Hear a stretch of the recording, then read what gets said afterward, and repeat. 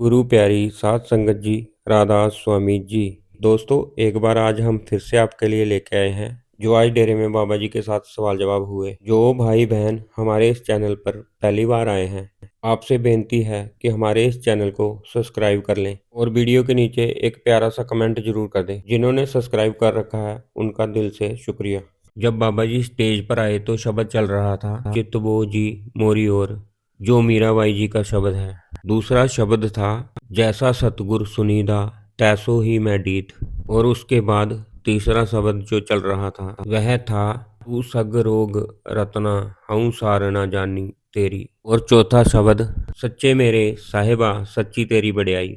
और फिर उसके बाद सवाल जवाब शुरू हुए। आज सबसे पहले एक भाई ने पूछा, बाबा जी 21 साल पहले मैंने नामदान लिया था और बाबा जी आपकी कृपा के साथ मेरा अंदर पर्दा भी खुला था और अंदर दर्शन भी हुए थे, लेकिन उसके बाद फिर बंद हो गया। बाबा जी मेरा पर्दा दोबारा खोल दो। बाबा जी ने कहा, बेटा अगर मालिक ने हमारे पे बख्शिश की है तो हमारे को मालिक पे विश्वास होना चाहिए कि उसने जो किया है हमारे लिए अच्छा ही किया है। मालिक ने बिछोड़े की दात दी है। जब हम उसकी बिरहो उसकी तड़फ में भजन सिमरन करेंगे तो वह कुल मालिक अपने आप बख्शिश करेगा। फिर दोबारा भाई ने कहा कि बाबा जी मेरे पे कृपा कर दो। बाबा जी ने कहा, बेटा हमने तो उसके हुक्म में रहना है, हमने मालिक से कुछ मांगना नहीं है। बाबा जी ने गुरबानी लेके समझाते हुए कहा, जो तिस पावे नानका साई गल चंगी। जब हम उसके लायक हो जाएंगे तो मालिक अपने आप बख्शिश करेगा। फिर एक बहन ने सवाल किया, बाबा जी मैंने महाराज जी से नामदान लिया था, भजन सिमरन भी करती हूँ, लेकिन 10वां द्वार नहीं खुलता। बाबा जी ने कहा, बेटा सारी बात प्रेम प्यार की है। जब तक हम प्रेम प्यार से भजन सिमरन नहीं करते तब तक हमारा अंदर से शब्द नहीं खुल सकता। हमने अपनी जिम्मेवारी भी निभानी है और जिम्मेवारी में रह के भजन सिमरन करना है। बाबा जी ने कहा, बेटा हमने बैलेंस बना के चलना है। फिर किसी ने कहा, बाबा जी मुझे नामदान नहीं मिला हुआ तो मैं भजन सिमरन कैसे कर सकता हूँ। बाबा जी ने कहा, बेटा जिनको नामदान नहीं मिला उन्होंने भजन सिमरन नहीं करना है। हम सिर्फ बैठ के ध्यान लगाने की कोशिश कर सकते हैं। जब हमें नामदान मिलेगा उसके बाद हम भजन सिमरन कर सकते हैं। फिर भाई ने कहा, बाबा जी कोई ऐसी बात बोलो जो मुझे हमेशा याद रहे। बाबा जी ने कहा, बेटा मुझे सत्संग करते हुए 33 साल हो गए, उसमें से कोई बात नहीं याद रही। मैं आपको अब कोई नई बात निकाल के दूं? बाबा जी कहते, मुझे किसी ने कहा था आप सत्संग में इतना समझाते हो, इतना जोर जोर से बोलते हो, आपकी सुनता कौन है? फिर किसी ने सवाल किया कि बाबा जी जब मैं सेवा पे जाती हूँ तो अपने सारे घर के काम अपनी मम्मी पे छोड़ के चली जाती हूँ। बाबा जी कई बार मुझे गिल्टी भी फील होती है, तो क्या बाबा जी मैं ठीक करती हूँ? बाबा जी ने कहा, बेटा हमने माँ बाप की सेवा करनी है। बाबा जी ने कहा, बेटा हमने जब भी सेवा पे जाना है हमने बैलेंस रख के जाना है, दोनों चीजों के अंदर बैलेंस होना चाहिए। बाबा जी ने कहा, बेटा सेवा का मतलब ये नहीं है कि आप सत्संग घर में ही जाके सेवा करो या फिर किसी धार्मिक स्थल पे ही सेवा कर सकते हैं। जो भी काम हम निष्काम होके करते हैं वह सेवा होती है, चाहे वो घर का काम हो चाहे कोई और काम काज हो। जो हम निष्काम होके उस मालिक का हुक्म मान के करेंगे वह सेवा होती है। फिर किसी ने कहा, बाबा जी मालिक ने हमें फीलिंग दी हुई है, कई बार हमारे अंदर ये बात आती है कि हमें ये काम ऐसे करना चाहिए, कोई दूसरा आके हमें गलत रास्ता बताए कि ये काम ऐसे नहीं ऐसे करो, हम अपनी तरफ से ठीक करें लेकिन फिर भी वह दूसरों को ठीक नहीं लगता, तो हमें क्या करना चाहिए? बाबा जी ने कहा, बेटा मालिक ने अगर हमें उसके जैसा बनाना होता तो फिर मालिक ने हमें अपना वजूद क्यों दिया था? बाबा जी ने कहा, बेटा जैसे हमें सिखाया गया है, जैसे हमें माँ बाप बताते हैं, हमें तो बेटा उस रास्ते पे चलना है। बाबा जी ने कहा, बेटा हर किसी की ताकत और हर किसी की कमजोरी अलग अलग होती है, हमने तो अपनी ताकत के ऊपर नींव बनानी है। अगर हम किसी को देख के चलेंगे तो उसकी जैसी ताकत हमारे पास नहीं हुई तो हमसे निभाया नहीं जाएगा। फिर एक लड़के ने सवाल किया, बाबा जी मैं कोई डिसीजन लेता हूँ, मुझे समझ नहीं आती कि कौन सा डिसीजन सही है और कौन सा गलत। बाबा जी ने कहा, लड़के कभी सही डिसीजन ले भी नहीं सकते। बाबा जी ने कहा, तुम तो शक्ल देख के ही फिसल जाते हो, पहले जमाने में माँ बाप रिश्ता किया करते थे तब ठीक होता था। इस सवाल पे सारी संगत हंस रही थी और पंडाल का माहौल खुशनुमा बन गया था। फिर लड़के ने कहा, बाबा जी फिर मैं कैसे समझूं कि कौन सा डिसीजन सही है? बाबा जी ने कहा, जरूरी है आग को हाथ लगा के, जब हमारा हाथ जलेगा तभी हमें समझ आएगी। बाबा जी ने कहा, बेटा सोच समझ के चलो, ज़रूरी है हमारे पे मुसीबत आएगी तो ही हम समझेंगे। फिर एक बहन ने कहा, बाबा जी जब मेरी कोई मन की बात पूरी नहीं होती तो मैं आपको शिकायत करती हूँ। तो क्या बाबा जी मैं आपको शिकायत कर लिया करूँ? बाबा जी कहते, मुझे जो मर्ज़ी कह लिया कर, मैंने कौन-सा आगे से जवाब देना है। फिर उस बहन ने कहा कि बाबा जी मैं जिसको भी अपना समझ के उसको साथ देती हूँ, वह अब मेरा साथ छोड़ देते हैं। बाबा जी ने कहा, बेटा यहाँ साथ निभाता कौन है? एक दिन तो सारे ने एक दूसरे का साथ छोड़ देना है। जो हमारा सही साथ निभाने वाला है, वह एक मालिक ही है। बेटा उसके बिना हमारा कोई साथ नहीं निभा सकता। हमने तो रिश्ता उस मालिक के साथ जोड़ना है। फिर उस बहन ने कहा कि बाबा जी मैं 2 लाइनें बोल सकती हूँ? बाबा जी ने सर हिला के इशारा किया कि नहीं। फिर उसने कहा कि बाबा जी मेरे दादू नहीं हैं।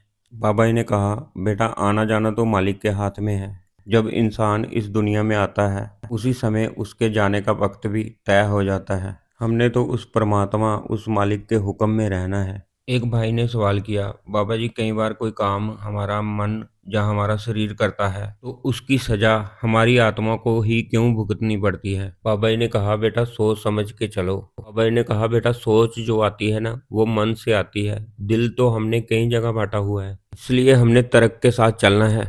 तर्क के साथ चलेंगे तो ही निभा पाएंगे। फिर भाई ने कहा, बाबा जी जब सारे ही काम मालिक के हुक्म से होते हैं, तो फिर हमारे कर्म क्यों बन जाते हैं? क्या बुरे काम हमसे मालिक करवाता है? बाबा जी ने कहा, बेटा मालिक हमें एक अवस्था में लाके खड़ा कर देता है। जब हम उस मुकाम पे, उस अवस्था में आके खड़े हैं, उसके आगे हमने सोच के चलना है कि क्या सही है और क्या गलत है। बाबा जी ने बच्चे का एग्जाम्पल दिया। बाबा जी ने कहा, माँ बाप अपनी तरफ से बच्चे को स्कूल भेजते हैं, वहाँ जाके बच्चा सही ढंग से नहीं पढ़े और कुछ गलत करना शुरू कर देवे, तो इसमें माँ बाप की कोई गलती नहीं है। माँ बाप ने तो बच्चे को पढ़ने के लिए भेजा था। ऐसे ही मालिक भी हमें अवस्था में लाके खड़ा कर देता है। आगे हमने सोच विचार करके चलना है कि क्या सही है, क्या गलत है। फिर किसी ने कहा कि बाबा जी मैं आपके सुपुर्द हूँ। आपने जो कुछ भी मेरे साथ होगा वह आपकी दया से ही होगा। बाबा जी ने कहा, बेटा जो कुछ भी होगा वक़्त के का साथ ही होगा। हमारी सोच विचार के साथ कुछ भी नहीं होगा। एक बहन ने कहा, बाबा जी हमारे घर में बहुत प्रॉब्लम रहती है, बहुत क्लेश रहता है। बाबा जी ने कहा, बेटा अगर प्रॉब्लम है तो उसका हल भी है। बाबा जी कहते, अगर हम प्रॉब्लम की तरफ ध्यान देंगे तो हमारी प्रॉब्लम और ज़्यादा बढ़ेगी, और अगर हम उसके हल के बारे में सोचेंगे, उसके हल की तरफ ज़्यादा ध्यान देंगे, तो हमें अपने आप उसका हल मिल जाएगा। फिर किसी ने गुरु ग्रंथ साहिब के ऊपर कोई सवाल किया था। गुरु ग्रंथ साहब में एक तुक आती है, आज्ञा पई अकाल की सबे चलायो पंथ। तो क्या बाबा जी यह गुरु ग्रंथ साहब में लिखा हुआ है? बाबा जी ने कहा, बेटा हमने बहस में नहीं पढ़ना, हमें बहस में पढ़ के क्या मिलेगा? गुरु साहिबान ने कहा था कि वाणी को आगे लेके चलो। बाबा जी ने कहा, हमने तो अरदास पढ़नी है। फिर किसी ने सवाल किया कि बाबा जी हम कर्म तो जरूर करते हैं लेकिन रिजल्ट नहीं मिलता। बाबा जी कहते, बेटा हर चीज का एक हल है। अगर हम सोच समझ के चलेंगे तो हर मुश्किल का सामना कर सकते हैं और हमें हर चीज का हल मिल जाएगा। फिर एक भाई ने कहा कि बाबा जी नया साल आने वाला है, तो कोई ऐसी बात बताओ जो हमेशा याद रहे। बाबा जी ने कहा, मुझे इतने साल हो गए सत्संग करते हुए, तो क्या मैं सत्संग में बॉलीवुड के गाने सुनाता हूँ? इस बात पे सारी संगत खिलखिला के हंसने लगी। बाबा जी ने कहा, इतने साल हो गए मुझे सत्संग करते हुए, अभी सत्संग के अंदर कोई कसर रह गई है? बाबा जी ने कहा, बेटा हमने तो मालिक के बहाने के अंदर रहना है। फिर एक बहन ने कहा, बाबा जी हमारा काम नहीं बनता, हमारा वीज़ा नहीं लग रहा। तो कई लोग कहते हैं कि ज्योतिषियों को दिखा लो या किसी बाबे के पास जाओ। बाबा जी ने कहा, बाबों के हाथ के अंदर कोई वीज़ा की स्टैंप लगी हुई है? बाबा जी ने कहा, बिन मांगे मोती मिले, मांगे मिले ना कोई। बाबा जी कहते हैं, हम कहने को तो कह देते हैं कि मालिक ने हमारी किस्मत बनाई है, तो क्या मालिक ने हमारी किस्मत बना के कोई गलती की है? बाबा जी ने कहा, क्या मालिक भूल गया है? तो क्या मालिक को हमें याद कराने की कोई ज़रूरत है? हमारे ही याद दिलाने से मालिक को याद आएगा। बाबा जी ने कहा, इसलिए सोच समझ के चलो। फिर उस बहन ने कहा, बाबा जी जब मैं बड़ी हो जाऊंगी तो मुझे नामदान की बख्शिश करना। बाबा जी ने कहा, कितनी बड़ी? तो वह बहन कहती, बाबा जी जब मैं 24 साल की हो जाऊंगी तब। बाबा जी कहते, ठीक है। फिर एक बहन कहने लगी, बाबा जी तुद बिन होर कुछ मंगना, सब दुखां दे दुख, दे नाम संतोखिया, उतरे मन दी भुख। बाबा जी कहते, मुझे सत्संग सुना रही है? इस बात पे सारी संगत हंसने लग गई। फिर बहन ने कहा कि बाबा जी मेरे से भजन सिमरन नहीं होता। जब मैं सत्संग जाती हूँ, वहाँ पे मुझे भजन सिमरन याद आता है। सत्संग में जाके मैं सिमरन पे बैठती हूँ। तो बाबा जी ऐसा कर सकते हैं, सत्संग में सिमरन पे बैठ सकते हैं? बाबा जी ने कहा जब हमने भजन सिमरन करना होता है, तब हमें कामकाज याद आ जाता है। जब सत्संग में आते हैं तो हमें भजन सिमरन याद आता है। बाबा जी ने कहा बेटा जब सत्संग का टाइम हो तब सत्संग सुनो, जब भजन सिमरन का वक्त हो तब भजन सिमरन करो।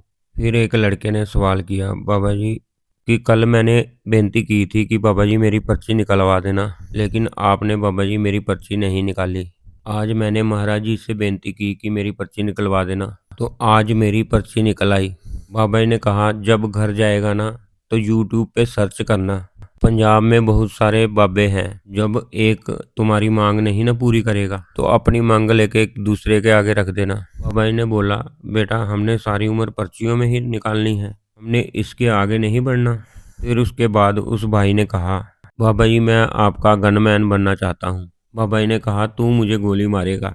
बाबा जी ने कहा गनमैन तो सरकार ने रखे हुए हैं, मुझे गनमैन की क्या जरूरत है, मैं तो अब बूढ़ा हो गया हूँ, अब हजूर ने रखना है गनमैन, हजूर को पूछ ले।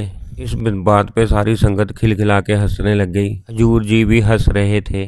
फिर भाई ने कहा बाबा जी जब आप सामने आते हो तो हमारा दिल लग जाता है, जब आप चले जाते हो तो हमारा दिल नहीं लगता। बाबा जी ने कहा बेटा ये हमारा मन है ना, ये आदत से मजबूर है। बाबा जी कहते हैं हमें ध्यान को अंतर्मुख रखने की जरूरत है। जब हम ध्यान को अंतर्मुख रखेंगे और अंदर से ध्यान करेंगे, तब हमें बाहर किसी भी चीज की जरूरत नहीं रहेगी। हमने तो अपना ध्यान अंतर्मुख करना है। उस भाई ने फिर कहा कि बाबा जी मैंने आपका गनमैन बनना है। बाबा जी कहते तूने किसको गोली मारनी है? गनमैन का मतलब पता भी है क्या होता है? फिर भाई ने कहा कि बाबा जी मैंने एक बार किसी से पूछा था कि पंजाब पुलिस के ही गनमैन रखे हुए हैं। बाबा जी कहते किसको इम्प्रेस करना है? पहले तेजा साहब को तो इम्प्रेस कर ले। तेजा साहब बाबा जी के सिक्योरिटी हेड हैं। फिर वो भाई कहता कि बाबा जी मैंने पंजाब पुलिस में ट्राई किया था तो वहाँ मेरी हाइट के कारण मेरी सिलेक्शन नहीं हो पाया। मेरी हाइट थोड़ी कम है इसलिए मेरा वहाँ पे सिलेक्शन नहीं हो पाया। बाबा जी कहते घर जाके अपने मम्मी पापा को कहना कि मुझे खींचो। एक टांगों से पकड़ेगा, एक बाजुओं से पकड़ेगा, दोनों एक दूसरे की तरफ खींचेंगे तो तू अपने आप लंबा हो जाएगा। फिर भाई ने कहा कि बाबा जी मेरे पे दया करना। बाबा जी कहते मेरी दया गोली चलाने के लिए थोड़ी चाहिए। बाबा जी ने कहा तेजा साहब से मिल ले, तेजा साहब तेरी अच्छी सेवा करेंगे। इस बात पे सारी संगत खूब हंसी। बाबा जी और हजूर भी हंस रहे थे। फिर एक भाई ने कहा कि बाबा जी कल मैंने शब्द गाया था तो क्या मैंने अच्छा गाया था? बाबा जी ने कहा आप सारे ही अच्छा ही गाते हो। फिर उस भाई ने कहा कि बाबा जी मैं हजूर जी का पाठी बनना चाहता हूँ। फिर बाबा जी ने हजूर की तरफ देखते हुए कहा कि रख लै भाई, पाठी बना लै इनू। फिर एक बहन ने कहा कि बाबा जी मुझे गुस्सा बहुत आता है और मैं सबके साथ लड़ती हूँ। बाबा जी कहते किसके साथ लड़ती है? आगे से बहन कहती मैं सबके साथ ही लड़ती हूँ। बाबा जी ने कहा बेटा जो कुछ भी करना है हमने सोच समझ के करना है। बाबा जी ने कहा बेटा अगर मैं आपको गुस्से से कुछ बोलूँ तो क्या आपको अच्छा लगेगा? फिर आप कहोगे कि जो मैंने आपको बात गुस्से से बोली है वह प्यार के साथ भी बोल सकते थे। इसलिए गुस्से से बेटा कुछ भी हासिल नहीं होता। हमने कभी भी किसी के साथ गुस्से से नहीं बोलना और सभी के साथ प्यार से बात करनी है। फिर बहन कहती बाबा जी मैं सभी के साथ ही गुस्सा करती हूँ। बाबा जी कहते लड़ाकी हैं?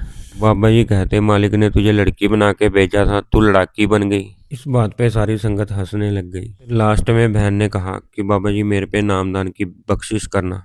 तो ये थे आज के सवाल जवाब। दोस्तों अगर आपको वीडियो पसंद आया है तो कृपया करके वीडियो को लाइक कर दें और एक प्यारा सा कमेंट भी जरूर कर दें। वीडियो देखने के लिए आपका धन्यवाद।